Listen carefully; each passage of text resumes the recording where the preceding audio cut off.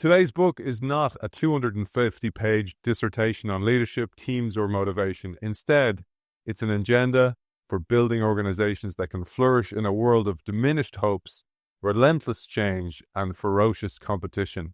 It's not a manual for people who want to tinker at the margins. Instead, it's an impassioned plea to reinvent management as we know it, to rethink the fundamental assumptions we have about capitalism, organizational life, and the meaning of work.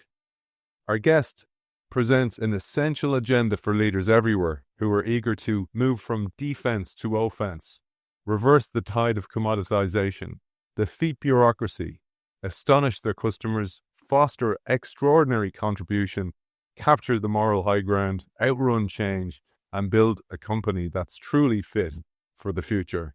It's a pleasure to welcome back a friend, a guest, and the author of the latest in the series, What Matters Now? How to Win in a World of Relentless Change, Ferocious Competition, and Unstoppable Innovation. Gary Hamel, welcome back to the show.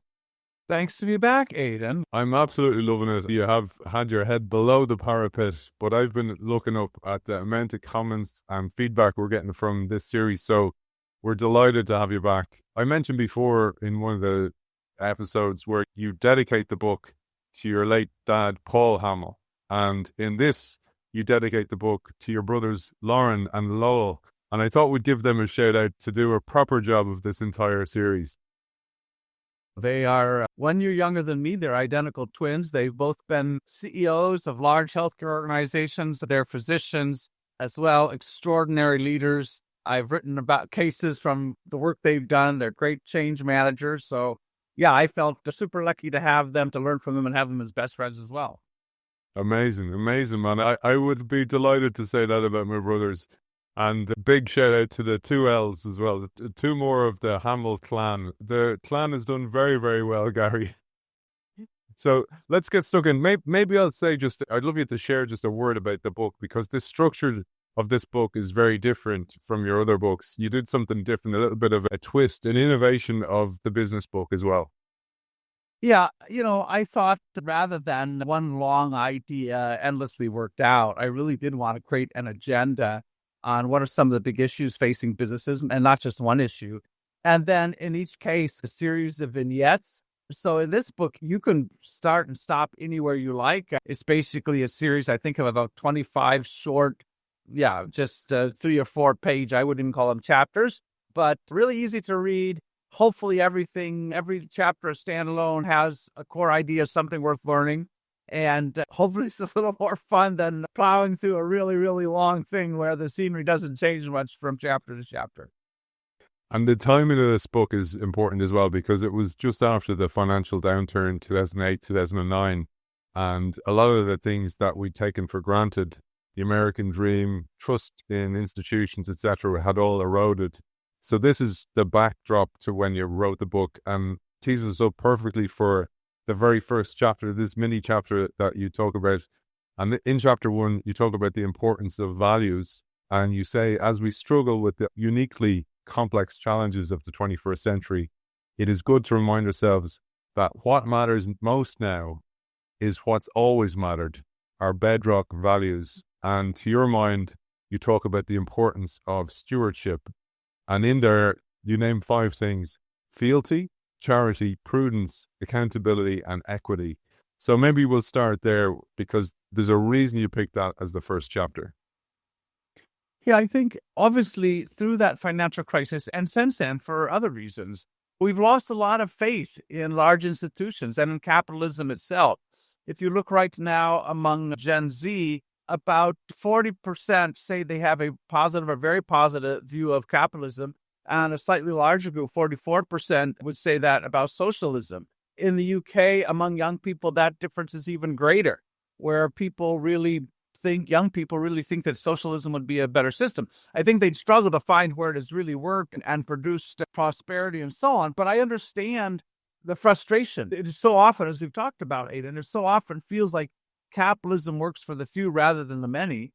And you see that in the fact that the gains are so incredibly unequal. We know that most people believe around the world, most people believe that capitalism does more harm than good. This is a big study just before COVID. And I think globally about 55% of the respondents said capitalism does more harm than good, which is an extraordinary indictment of a system that's lifted several billion people out of poverty. And yet, when you look at large institutions, they often seem rather unprincipled. And we can have these kind of pale commitments to ESG and DEI and so on, but a lot of it is greenwashing or ethic washing, where underneath it all, you can still be quite doubtful about the ethical commitments of businesses. And I think back to Adam Smith, he recognized that capitalism could not survive without a deep kind of moral underpinning, that without that, it would decompose into kind of selfishness and different parts of society vying against each other. I think it's important to come back periodically and ask ourselves, how are we doing on that? And I think companies have a somewhat unique challenge because malfeasance gets a lot more attention. Anything any company does in the world becomes public knowledge very quickly. If you pay a bribe somewhere or if you have a supplier who's abusing their employees, it's difficult to hide that. But I do think the values are at the bedrock. And I think one of the things that happened, and I don't want to overstate, people can decide for themselves to what extent this happened, but I have this sense that companies became quite arrogant, and maybe still are. And the idea is we have this power, we can do pretty much what we want and so on. And they forget that the corporation is not a person. It does not have what in America we'd call inalienable rights. It is a fiction. It is a legal fiction that we've agreed can exist and contract and act with certain boundaries around it. And at any time, society can renegotiate those boundaries in ways that it may be better or worse. But it's not like organizations have some fundamental rights that cannot be changed. CEOs need to be very careful because often they complain about regulation and oversight and so on, but it's often the product of their own kind of malfeasance. And sadly, all of those regulations work a little bit like a ratchet. When we put them in, they very seldom ever come out. And typically, we're trying to control the behavior of maybe the worst 5 or 10 or 20% of firms, and yet everybody pays the price. So within organizations and then across organizations, we should expect leaders to really work hard to hold each other accountable to these high standards, because when they don't and trust erodes, everybody pays the price. I'm doing an interview, Gary, tomorrow for PBS, the US channel, on the American dream. So they're asking some Irish people about their American dream. And I really don't know what to say anymore, because for me, growing up as a kid, we had American TV. You know, it was stuff like Murder, She Wrote and Highway to Heaven and even Little House on the Prairie. And we all looked to America as the kind of place to be and the place to learn and the place to grow. And even when I was older then, in my teens, say, Friends, that show Friends, and you tried to dress like Joey and all those type of things. And it's gone askew in latter years, and I still want to believe in that dream, but it seems that values have gone awry. Yeah, I think a lot of leaders seem very, I don't want to say corrupt, but kind of morally ambivalent. They don't have the courage to speak up and talk about abuses and problems in a forthright way. It's a little bit like, my gosh, if we shine a light on this thing, we're only going to make the problem worse. Well, no, you're not, because if everybody knows those problems are there and you're kind of in a state of denial, that doesn't help. So there's a set of things that at least I believe are pretty much indefensible. And I want leaders to be very public about that. I think it's indefensible that an ever bigger share of the world's wealth is controlled by an ever smaller global elite. I think that is indefensible, particularly when that wealth is often the product of monopoly power or the ability to kind of control and shape the system. It's not simply, we have the best products and consumers lined up to buy them. I think it's objectionable when companies spend great sums to try to tilt the regulatory playing field in their favor. Now, I understand that regulators have great power and you have to be there representing your interests. But, what I would say in that case is be very, very careful that you never let any daylight between what you think are your interests and the interests of your customers. And I think I said in one of our other conversations that so often if the company chieftains are sitting down with the regulators, the interests of consumers are probably not on the table. So that I think is indefensible. I think the 300-to-1 differentials in CEO pay versus frontline employees, is indefensible. That's up by about 5 or 6 times over the last 40 years.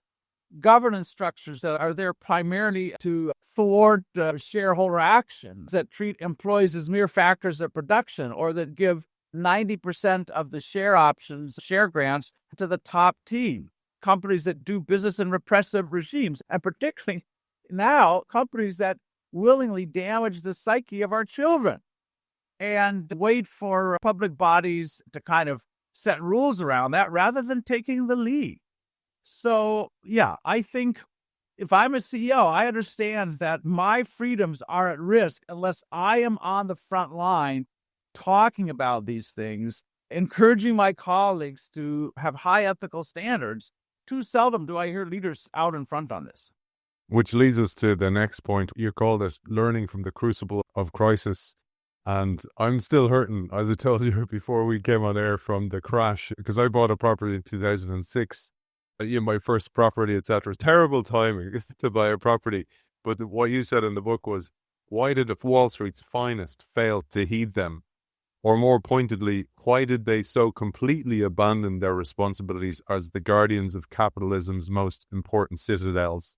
As it unfolded, the subprime banking crisis revealed a Shakespearean catalogue of moral turpitude. It was a perfect storm of human delinquency. Deceit, hubris, myopia, greed, and denial were all luridly displayed. Beautifully said, terribly played out. There were obviously a large set of factors that came together to precipitate that crisis. There was regulatory failing in the United States, that they'd moved quite quickly to lift some constraints on investment banks. They had lobbied hard to raise their leverage ratios so they could take bigger, more risky bets. You had a government agency that was supposed to help people get mortgages and was buying a lot of these subprime mortgages that created kind of demand for them. So it's hard to put the blame in one place. But for sure, that's right. I think it was a kind of Shakespearean litany of human foibles. There was certainly a lot of deceit. A lot of the mortgage brokers who were going out and securing these loans helped lie about their creditworthiness. And there were thousands of cases ultimately brought against these mortgage brokers. There was a huge amount of hubris that somehow through financial engineering you could, and clever packaging by arranging these loans into different tranches and so on, you could reduce the risk, the underlying risk of all these bad credit decisions. But however you package shit, it's still shit. There was a lot of myopia. They had seen housing prices go up for about 20 years. And of course, most of these bankers, they're fairly young people. They have no longer historical perspective. And so their models are all built on the premise this keeps going on forever, even when it was becoming kind of ludicrous to think that the prices would go any higher. And, you might not have seen a 100-year storm, but that doesn't mean one's not headed your way. It goes without saying there's a huge amount of greed that encompassed even the credit rating agencies that kind of let their standards slip. But also within these banks, so this is a kind of a more practical business lesson, they had separated out the responsibility for risk, which was with risk managers, and the responsibility for sales. And so you had salespeople compensated just on how much volume, how much income you brought in, but with no accountability for protecting the balance sheet, which is pretty much crazy if you separate those two things out. A lot of greed, a lot of money to be made, and then just a lot of denial. At the end, you couldn't find anybody to take accountability. There was no mea culpa. And I think, the fact that nobody went to jail and the fact that some of the richest people in the country were able to privatize the gains and then socialize the losses, that was probably in my lifetime, that was capitalism's worst moment. I said at the time that I thought that on every bank who got any kind of a bailout, I thought we should force them to have a tattoo on their forehead in reverse. So you see it every morning when you look in the mirror, and it would say alchemy is not possible. Things that can't go on forever don't. Risks and returns are always correlated in the end, and stupidity is contagious.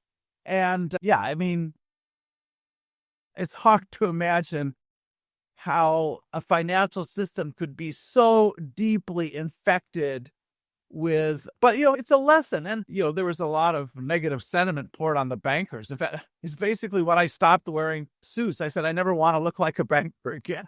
So if you think about the incentives, for most of us, if we had the incentives with that kind of money, knowing that we were probably backstopped by the government if things went really wrong.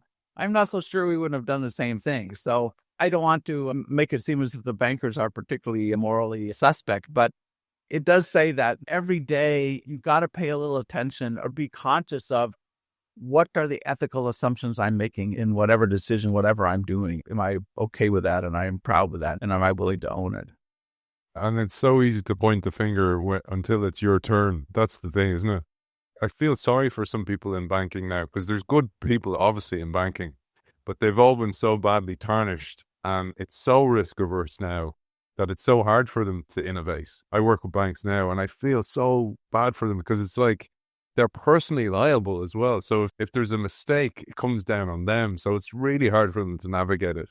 It's true. And that's the dilemma, is that when an industry does not police itself, somebody else will. And then everybody is under that new regime. But again, they kind of got what they deserve. In fact, I used to say, this is before the financial crisis, that the two biggest profit centers for most banks were customer ignorance and obfuscation or complexity.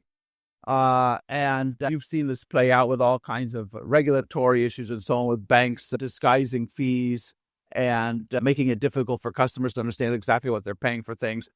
So, but, you can find that in every industry. It's not unique to banking.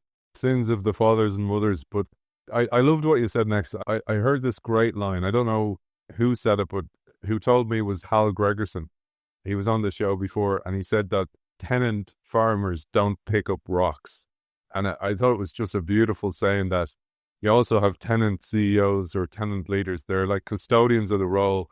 They're not that interested in the future. But what you talk about is that we need to rediscover farmer values. And to achieve resilience, you have to do the work. And you talked about your parents-in-law, actually, and how they did it by working 14-hour days, 6 days out of 7, by taking few vacations and foregoing many luxuries, by building up cash reserves in good years so that they could survive bad ones, by diversifying crops to reduce exposure to fluctuating prices, and by paying themselves modestly while investing everything they could in land and equipment. I think that point with the one that you mentioned earlier, those are two good ones to juxtapose, because if you don't feel like something is yours and you don't feel that you are truly accountable for what happens, it is very easy to become lax. The other way I heard that expression, somebody said, nobody ever washes a rental car. If you have a farm and it's your land and there's nobody else to blame, now that doesn't mean there aren't lazy and incompetent farmers, there are, but I was always very impressed by their work ethic. People who started with almost nothing, rented a tractor for $5 a day, ended up building thousands of acres of agricultural land and a huge farm and so on, just by sheer unbelievably hard work and accountability. I have a feeling in some ways we've kind of gotten decadent. We've kind of lost that connection between sacrifice and hard work and gains. If you look more generally, with the West going into debt, having record high levels globally, having record high levels of indebtedness, certainly in my country, in the United States, household debt, corporate debt, government debt is all at record highs. I kind of have this sense that would have probably appalled a generation, 3 or 4 generations back. But I kind of have the sense that we've just put the future in hawk to create the illusion of increasing standards of living when they really haven't. Our productivity growth rate is not very high, but we just go deeper into hawk because we want the 2 overseas vacations a year, and we want the second or the third car, and we want the designer clothes and so on. I think that's a dangerous thing for society, when the connection between sacrifice, this willingness to forego immediate gains and so on, when that loses out to simply the desire to have it all and have it now and damn the future. I do think we've been in danger of that. I wondered, I wrote about this actually in my notes. I took your notes and I added to them, and I felt that it's a problem in generations at the moment, and it's not the current generation's fault in a way. Like, they've been ushered that way, and there's an old saying, the first generation makes it, the second generation spends it, and the third generation blows it. And it's a little bit of that, where every generation is a little bit softer than the one that came before, and they forget the origin story, the struggle story. I think in companies, it's the same thing. Generation may not be just 25 years or one CEO, but you do see something similar. It's the creators the entrepreneurs, the builders, and then you have the caretakers, the administrators, the good managers, and then you have the undertakers, which is the vulture capitalists, the private equity, and so on. And I think one of the challenges there is that if you've never had to build something from scratch, you have no idea how hard it is. You've built a business, you've built the series, you understand just how difficult that is, right? In time and commitment and energy and lying awake at night and thinking about things. And I think our organizations are filled with people who never had to build anything. All they had to do was manage something that was already there. It's the difference between accumulating a fortune and then having some money manager manage it for you. If it was up to me, I would, in any reasonably large organization, I'd never let somebody become CEO unless they built a new business and maybe a new brand, but where it wasn't simply about incrementally improving something, but you really had to pull something out of the dirt and make it real. Because if you don't understand that process, you don't know how hard work it is. I've started several companies, it's ball breaking, but I think a lot of administrators we never experienced that. You never know that. So you don't even value the people around you who might be willing to do it. We talked about this before. It's like, for me, it's like going to the gym. If you don't do it, the muscle atrophies, or you don't even know there's one there in the first place. You got to go through the struggle. But the next thing you talked about was renouncing capitalism's dangerous conceits. And there's a couple of things here. I don't know if you've ever heard the beautiful metaphor of tsunami stones. So in Japan and places that are prone to flooding, they have tsunami stones, and on them are written, "Do not build houses here because this is liable to tsunamis." And they're usually, in most places, they're grown over by grass or vegetation or just graffitied over. And I was like, well, that's one of the problems in organizations. There's no way to go, this happened, 2008 happened, and this is how it happened, to remind us of these things. And I wondered, had you any advice for organizations to pass the baton to the future and go, don't let this happen, an ethical downturn, or it could have been some bad decision where we bet the farm, or some poor decision making by the leadership team?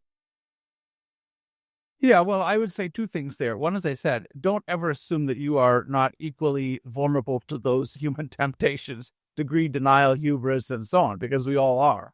I remember, I think his name was Chuck Price, who was maybe the CEO at Citi, big U.S. bank. And somebody questioned him, like, why did you ride this thing all the way out to the end and over the cliff? Couldn't you see disaster looming? And he said, as long as the band is playing, you have to dance. And there'll always be a rationale. Most typically the one the teenagers use, everybody else is doing it. There will always be a rationale. So I do think it's not bad to have that reminder of greed, hubris, denial, and so on. And think about, is that tinging this decision in any way? That personal moral accountability, I think, is important. I think the other thing is creating an organization where every single employee feels like a risk taker and has the power to be a whistleblower without consequences. We might have talked about this company, W.L. Gore, makes Gore-Tex, a material science company. But one of the things that struck me when I got to know them some years back was, anytime I was sitting in a meeting for more than an hour or two, somebody would ask, is there a waterline issue here? Is there something we're not seeing that could hit us underneath the waterline? And that could be, we had a regulatory screw up, we let down a customer, we took a financial risk we didn't really see. And so there was this awareness that we are collectively the stewards of this organization. Now, in that case, they all are owners, and so they have that sense. But you have to have that instilled everywhere. It's not, this group over here is our risk manager, and you may have obviously some specialists who are doing that work. But everyone has to feel it's my accountability to keep the company off the rocks. And clearly that did not happen in the investment banks, where, as I said, these responsibilities were completely separate. And you had the risk managers trying to hold the reins on these runaway horses. So, yeah, I think those two things, be aware of your own temptations and subject your decisions to a little bit of ethical scrutiny, and don't be too quick to give yourself an excuse.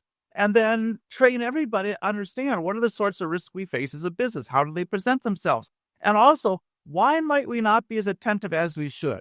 Because it may cost us something to change this, or it may be embarrassing to admit that we've done something with our customers that perhaps we shouldn't have. So it's going to be embarrassing, but we'd rather recognize the problem earlier than late. If anybody's listening that works in the banks, don't worry, it's not just you. Gary says, when it comes to free markets, there's plenty to be cynical about.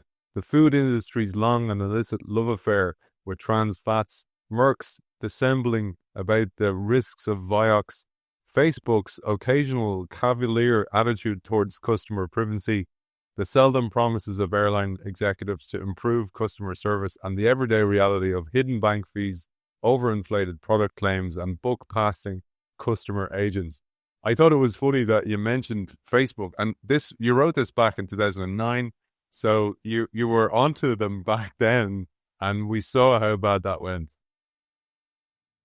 Yeah. And I think it's only gotten worse. There's a new book. I don't remember the name of this woman, but she was head of Meta Global Affairs, who's kind of pulled the curtain back on some of this. And I think if you were looking for a modern equivalent of that kind of moral failing we saw in investment banking, it would be social media. I think there's just no doubt of that. And I could give you some inside stories here, which I probably shouldn't to be prudent, but there has been just willful denial of a growing body of evidence that shows how destructive this is to young minds and to social development and so on. And it's at least as bad as the tobacco companies and the years they spent denying the harmful effects of tobacco. Google had that famous mantra, "Don't be evil." Like, guys, that's a pretty low bar, right? I mean, and you failed at even that oftentimes. With privacy and with social media, companies have not been forthcoming. It's taken huge lawsuits and government regulation to get them to accept even the most basic levels of control and responsibility. And it's scandalous. There's just no other way of saying it. It's scandalous. I don't know if you saw there was an ad campaign. It was a UK ad campaign. You might have seen it when you were lecturing in London, where a nuclear bomb or some type of bomb gets delivered to somebody's house. And they're like, what's this? And they're going, oh, you own it. It's part of your investment stock portfolio. And I always think of it as one of those where you may be critical of somebody like one of the social media companies or an alcohol company or a tobacco company. And oftentimes we may be through our pension funds or through some type of investment or actually strategically investing in those companies. And that's where you go, that's where we contribute. And we don't even maybe admit it to ourselves. Yeah, I think that's a fair point. I think in that sense, we can all be complicit. And you have to draw your own boundaries there. I do worry that we may see more of this rather than less of this as any sense of a societal consensus around right and wrong and moral boundaries seems to be in some danger and eroding. Yeah, we'll have a reckoning, and we probably have to have some deeper conversations about how do we set the boundaries as a society on this. And at different times through history, we've done this. If you go back, I guess it must have been the beginning of the 20th century, Teddy Roosevelt, the great campaigner against the monopoly power and the trusts. These were the most powerful institutions in the United States, Standard Oil and so on. And he pulled them apart and said, you can't have institutions that are that powerful and unaccountable. And we've seen that now around the way social media is shaping behaviors and gatekeeping information and so on. So maybe it's just inevitable that every generation or so, you got to come back to this, be reminded that these institutions serve us and not the other way around, that we have a right to hold them to certain standards of accountability. And we have to assert that right. I don't think the problem ever goes away. I think you deal with it. Every generation has to deal with it anew, I suppose. But it's pretty disconcerting that we let monopoly power in tech and the influence it has over human development and so on go so far with so little in the way of effective braking. It's such an analogy, though, for business. I often think society goes through a similar S-curve as businesses, that you get to this breaking point. The great civilizations get to this breaking point. There's chaos. And then from the chaos, new order stems from that. Sometimes you just have a long period of chaos. Yeah, and it can feel like that at the moment, I know, for many, many people. The next thing you say is you talk about the reclaiming of the noble. And here you say, why is the language of business so sterile, so uninspiring, so relentlessly banal? Is it because business is the province of engineers and economists rather than artists and theologians? Is it because emphasis on rationality and pragmatism squashes idealism? I'm not sure, but I do know this. Customers, investors, taxpayers, and policymakers believe there's a hole in the soul of business. And the only way for managers to change that fact and regain the moral high ground is to embrace what Socrates called the good, the just, and the beautiful. Yeah, I think, again, multiple causes for that. And let me come back and justify the premise in a minute. But I think there are multiple causes, partly because we have kind of pushed the sublime out of the frame. For all the advances of science and reductionism and the assumption that we live in a purely material world, we've abandoned those higher order, deeper human longings and I think human truths. One of the little exercises I sometimes give to a company or a group of employees is to go look at their CEO speeches or go look at the annual reports and so on, and just look at the words that are used there. And you'll undoubtedly see words like, superiority, focus, cost, quality, growth, and so on. But you almost never hear words like joy, truth, honor, beauty, justice, love, wisdom. And again, I think that's part of it. There's a super smart English philosopher, Ian McGilchrist. I think he must be in his mid-70s now. He's a great friend of the show. We've had him on at times. Beautiful books, yeah. I learned so much from him. His argument is like the left brain, the rational, mechanical part of us, has taken over in the Western world and reigns supreme. I think his argument in one of his books, The Master and the Emissary, is like the left brain is a really good servant, but it's not a very good master. What you want is the right brain that is a seat of values and wisdom and perspective and nuance. So let's not get too metaphysical here.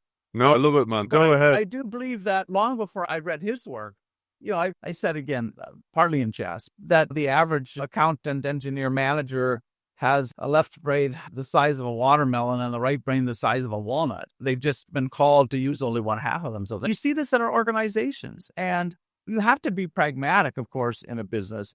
But I think we often get so conservative, so utilitarian, so process-focused, so driven by data, so obsessed in our pursuit of meager efficiencies that we can't dream of doing anything bigger or greater. One of the things when I first really started thinking about this, I was at an Apple event when they used to do these big product launches, but Steve Jobs would get up on stage and talk and so on.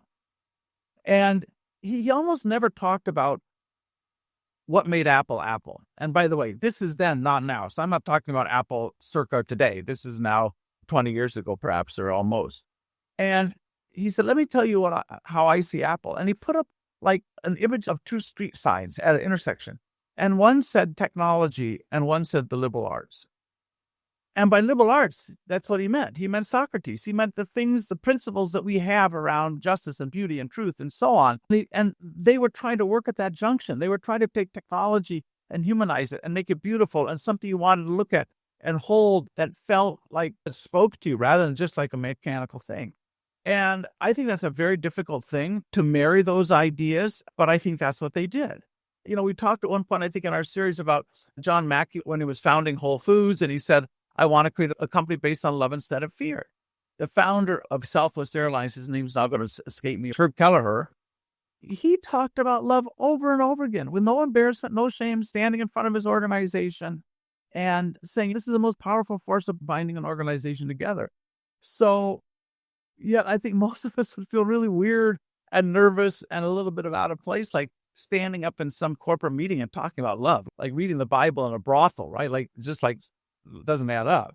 But I think that's really, really sad, because if you look at all of the greatest human accomplishments in history, they were all driven by these values, joy, truth, fidelity, beauty, so on. And Viktor Frankl, the famous Austrian philosopher and psychologist and Holocaust survivor, he talked about the fact that human beings cannot be happy in an existential vacuum. In fact, he said the following. He said, in the absence of a transcendental purpose, human beings will be bored, cynical, and selfish. And you want to just think about that for a moment. Like, to what extent our organizations or our life feel like bored, and we're constantly trying to distract ourselves with some nonsensical thing on TikTok or something. Cynical, where when you hear leaders talk about human beings being their most important asset or whatever else, like, yeah. Highly cynical. and actually quite selfish, where it's kind of the zero-sum game where you're after your career and your bonus and your promotion and so on. If there's no higher order shared purpose that ameliorates those things, that's the kind of organization you end up with. And I think at least we have to admit that we've kind of driven the human out of our organization. Purpose is I see purpose everywhere. Like, as in, you retire. I've seen people retire who were magnificent in their retirement and then just degrade so quickly. It's like time is on fast forward for them. And it's because of that lack of purpose. And you're kind of going, you see that. And then you see people, we've talked about it before, where they retire on the job. And again, no purpose. Maybe have a great hobby outside work, but they're certainly not giving discretionary effort to the company. Yeah, let me see if I can find a quote here that I often use with my students. We can have all kinds of purpose. You can have a purpose such as to get rich and have a career and surround yourselves with luxury and so on. So I think the purpose has to have a certain nobility to it as well. But I'm going to forget who said this, but the point was this, that we don't stop dreaming because we get old. We get old because we stop dreaming. Our institutions and almost all the systems and processes inside of them, Aidan, were built, and I don't want to pick on anybody, but they were built by accountants and engineers and managers, and they probably have a surfeit of pragmatism, right? And that's great because you need that. But the greatest author in German, Johann Wolfgang von Goethe, he said, "Dream no small dreams, for they have no power to move the hearts of men."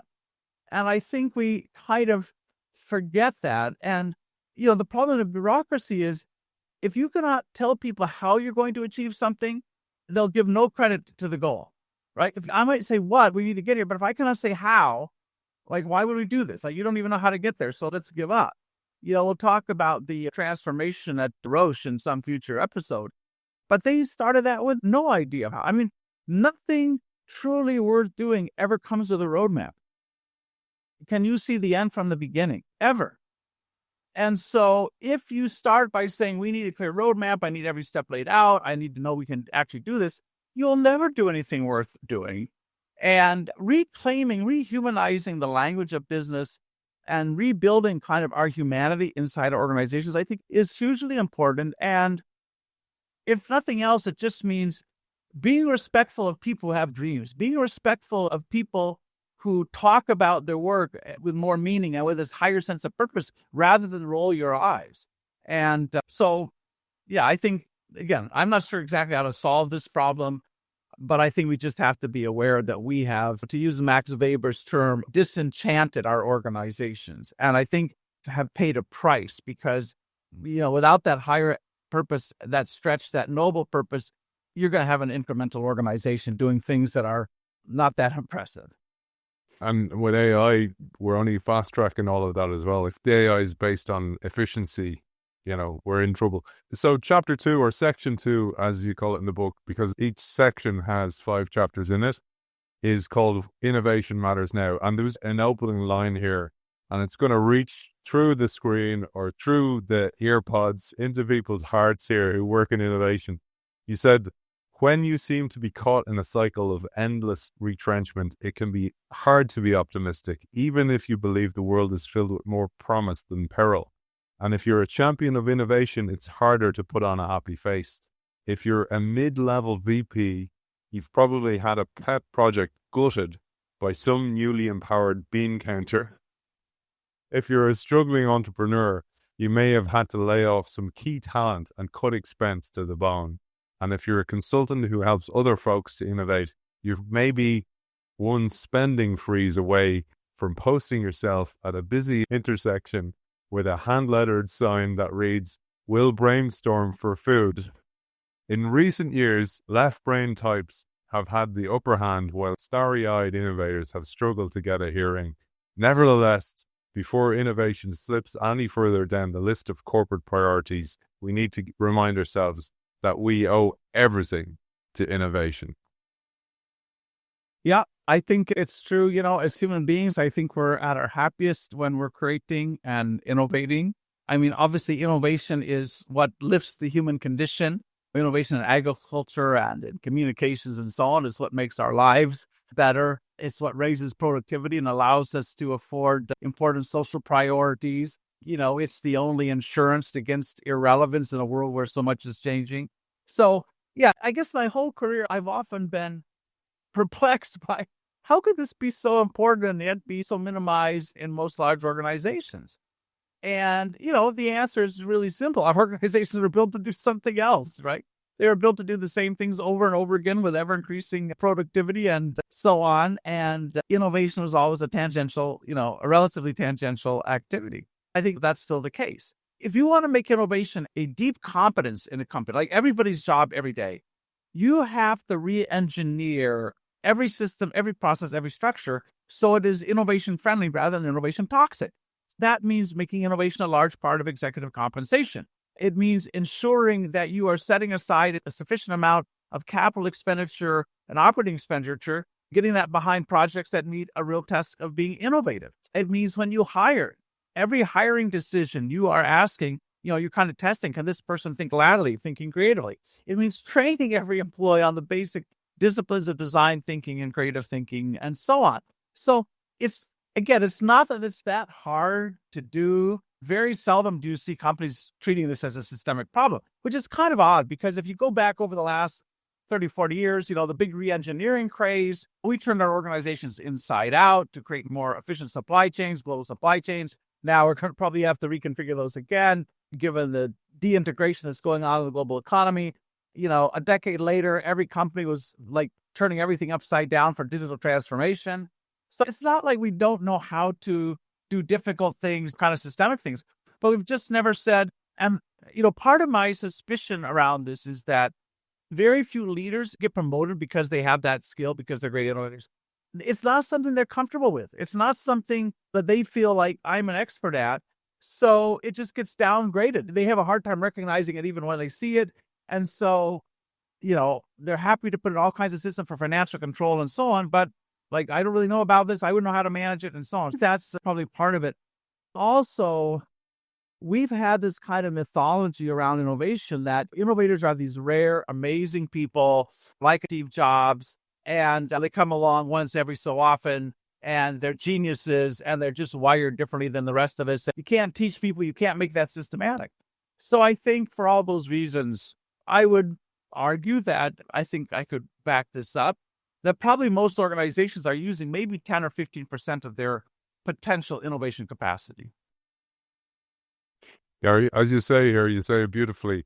If life had adhered to Six Sigma, we'd still be slime. Yeah, well, life has to make a lot of mistakes to move the species forward. And if genetic transcription was perfect every time, you get no mutations and therefore no progress. I think ultimately stakeholders have to put more pressure, investors have to put more pressure on companies. I think I was saying the other day, Procter & Gamble, I do not believe has created a major new brand in 40 years. And you go, how you have so many people and so much resource and so much data coming from your customers. How in the world can that be possible? And I'm always quite inspired when I see innovation in really basic products and services, and you realize what can be done. There's a non-alcoholic beer brand in the U.S. called Athletic Beer. And it was just a couple of people passionate about creating beer without alcohol, did hundreds and hundreds of experiments. They're now, I think, the number 3rd beer in what is a very competitive market with powerful competitors and so on, just because they were believe they could be better. Or I go back almost a half decade and I look at the group of people at Nestle who said hey, wouldn't it be great if we could give you a barista experience and espresso coffee in just like a machine you could get at home or in the workplace and so on? They spend years and years perfecting that. So innovation is not this gigantic breakthrough always, and you're going to win a Nobel Prize or you get a bunch of patents. It's just being able to see where customers are ill-served, where the incumbents have missed some opportunity, and then having the persistence. One of the wonderful stories, and then I'll stop with stories, but another kind of story about how you can innovate literally in anything. I don't believe there's any such thing as a mature industry. Anybody who's in London, for sure, you've had a sandwich at Pret-a-Manger, right? They're all over London, I guess, and maybe some other cities in the UK. I think there are a few in New York. But these are 2 young guys at Bristol University who said, why can't fast food be healthy? And it took them years to figure out how to do that, how to get the supply chain right, how to get labor practices right. So people are building you have people making the sandwiches and so on every morning from fresh ingredients. And now I could hardly imagine being in London without having that at my disposal. So that possibility is everywhere all the time. But I don't think most CEOs believe that. And certainly very, very few have said, let me look at everything we're doing and see if we can make it innovation friendly. Beautiful. And I don't want people to think it's all negative. We only really covered chapter 1 and chapter 2. Very, very positive. We're going to move on to, if you're reading along with us, 3, 4, and 5 the next day and finish off this another one in the beautiful series of Gary Hamel. Gary, for people who want to reach out and find you for keynotes, for workshops, etc., where's the best place? The website is garyhamel.com. You can find me at LinkedIn, just under my name. And on X, it's just Prof. Hamel. Author of What Matters Now, Gary Hamel. Thank you for joining us. Pleasure.